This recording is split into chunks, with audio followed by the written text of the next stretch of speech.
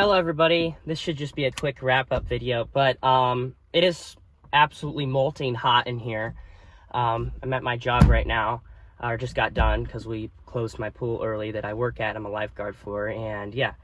But I just came across something and I figured I'd give my input on it. So, the ice has officially broken and the relationship has collapsed with Elon Musk and Donald Trump, their little weird intimate relationship that they had together for a while there, very, very rapidly, friendship or whatever you'd call it, their corruption ship, which I still absolutely do not like Elon Musk, and I think what he's doing is with ill intentions, but even he is fed up with this current administration, and I take his side on this part, where he is very vocally against the latest Republican and Trump-backed big beautiful bill is what it's called, which would add trillions to our debt. I believe $5.5 trillion to our national deficit over the course of the next 10 years. And even Elon Musk, this is too extreme for Elon Musk.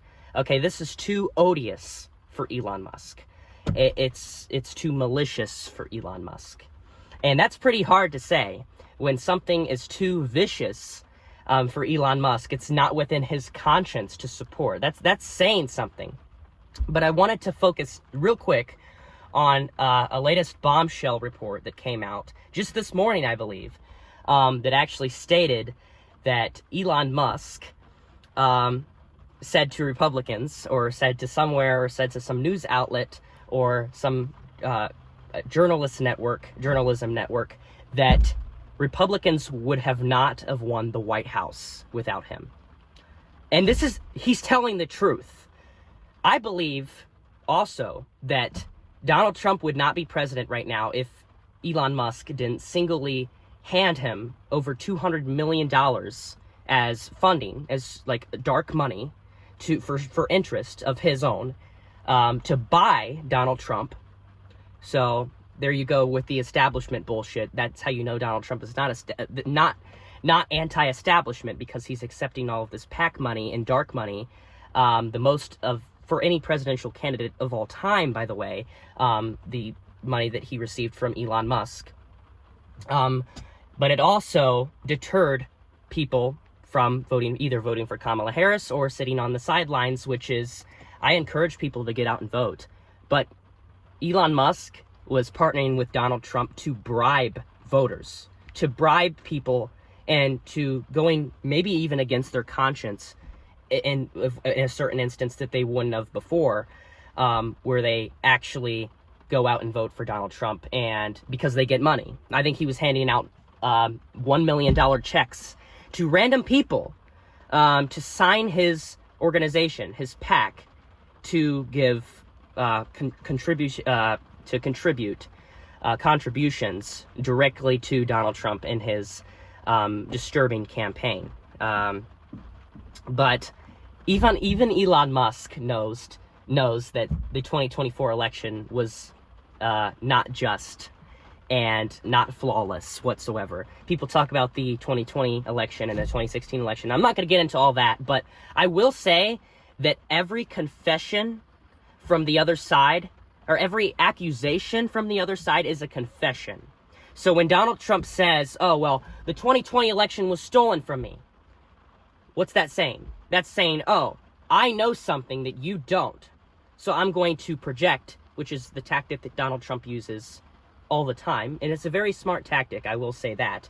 But he accuses others of of his own guilts, of what he is liable for. And this goes for everything, especially in this particular instance, elections, where he said the 2020 election was fraudulent, when in reality he did things to undermine the people's votes in the 2024 and 2016 presidential election.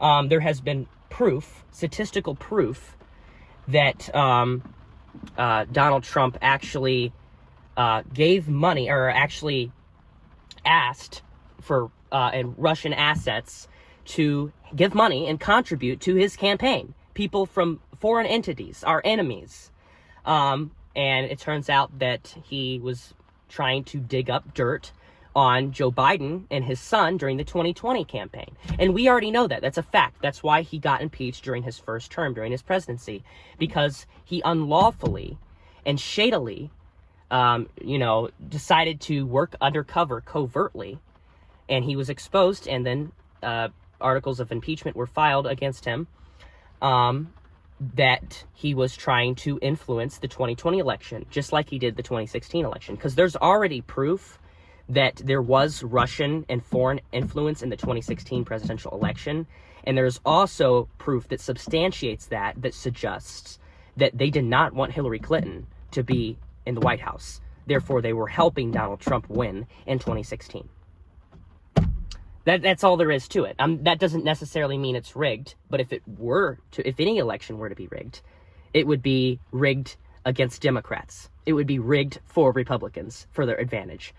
Can you imagine the meltdown, the absolute, fury on the other side if Biden or Kamala Harris received $200 million or even $10 million from one specific person? And you could say, oh, well, what's his name? The one guy who donates, he did not even come close to donating close to Elon Musk did for Donald Trump. I think it's George Clooney or something, a Democratic funder who has funded the Democratic establishment. So don't even try to make those, to compare those together, because they are not the same whatsoever. I don't know if that's his name or not, but I can't remember his name, but that is not the same whatsoever. If you look at Kamala Harris's campaign, this is a fact. I think it's like 45% or something of donations came from individual small donors, which was the highest percentage in American history for any presidential campaign among small donors. So this really was a people-powered, people-based campaign that relied and heavily came down to the grounds of the people, of the average American people. She was the candidate for the people, and nobody can convince me otherwise. Let me show you. I still have my Kamala Harris sticker back there. Kamala Harris and Sherrod Brown. And I have it unashamedly.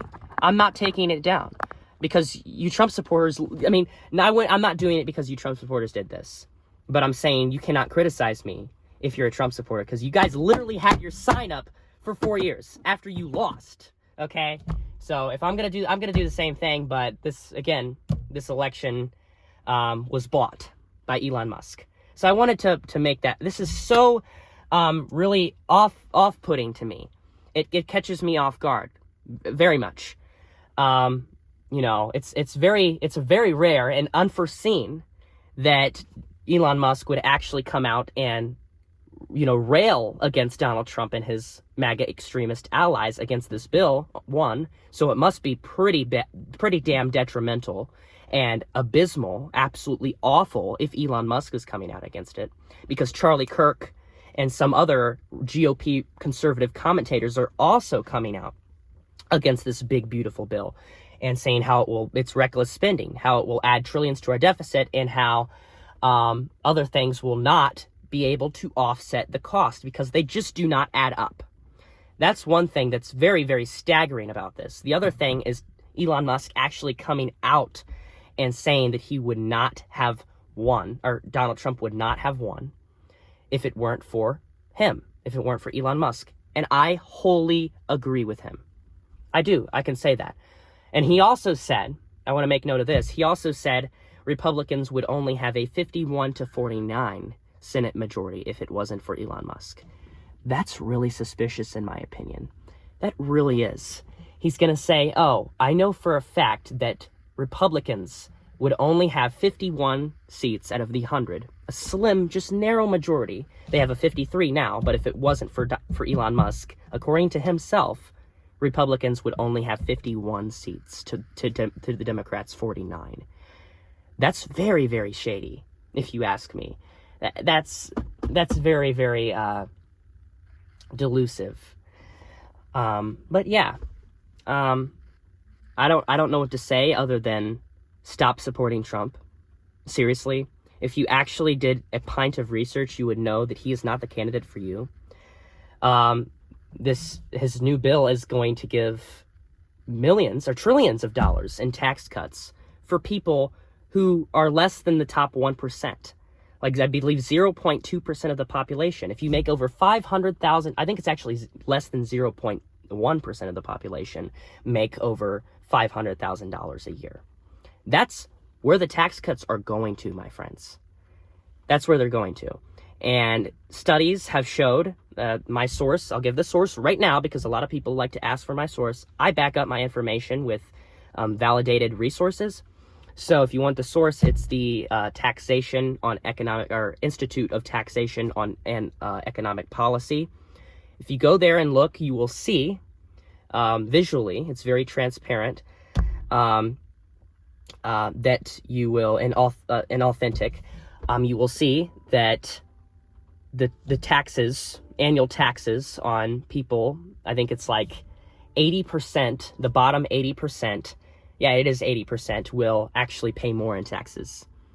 And the top 20% will pay less. The top richest 20%, people who are already absolutely unconscionably rich, people who have a lot of wealth, are just going to get richer under this bill. Elon Musk even knows that. And when it hits that certain boundary where it's too extreme for Elon Musk, you know it's got to be bad. You know it's got to be awful. It's got to be horrible. And it is. Do your research. Look into it. But know that, and go to the same source, the Institute on Taxation and Economic Policy, and you will see that Kamala Harris's proposed plan for the 2024 election, based on what she said and based on things that have been and the ability to reach, and things that have been within the capacity of being possible, her plan, I like to remind everybody this a lot because I want to show how much America made a mistake and how it's important to not do it again. It's okay to make mistakes. It's just important to not repeat those same mistakes, because that's called insanity. But it shows that Kamala Harris's taxation, economic taxing the system that she would have implemented, because the 2025 one under 2017, the Tax Cuts and Jobs Act, retires under Donald Trump, which is he's trying to extend it now and make it even worse. But if Kamala Harris were elected, that would have expired, which is it's set to this year, and she would have implemented a plan where 99%, I remember this specifically, 99% of Americans would pay less, while the rich, the top 1%, would pay slightly more. And even that slightly more of the richest 1%, they are so massively rich that collects and generates so much revenue that we can use to help bolster, and uplift the rest, the 99%. So it's literally common sense. If you make more, you should contribute a little bit more, especially when people are impoverished, especially when people have a lack of health care, especially when people don't know how to put food on the table for their kids, or can't go on vacation. I think it's important to do things that we want to do every once in a while. Not all the time, but when occasionally. But I kind of got a little off track in this video. This is a great video. I think it's very informative. I think it's very conclusive and eloquent in my speaking, in my fluid, ability to articulate things that I am feeling, and better so as I am getting older throughout my life. But thank you for watching this video. It's super hot in this car. Thank you. Bye.